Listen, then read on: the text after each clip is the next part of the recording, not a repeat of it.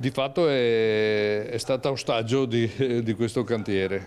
La cosa che ci preoccupa è non vediamo un futuro. È il lamento chiaro e netto dei commercianti di Rossano Veneto, interpretato dal presidente del mandamento di Bassano di Confcommercio Paolo Lunardi.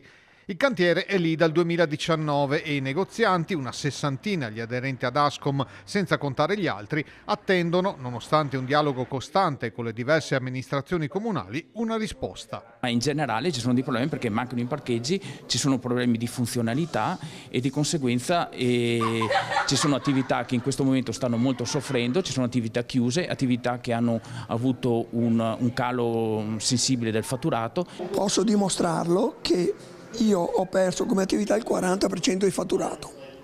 In tutti questi anni voi vi sentite più stanchi, arrabbiati, rassegnati?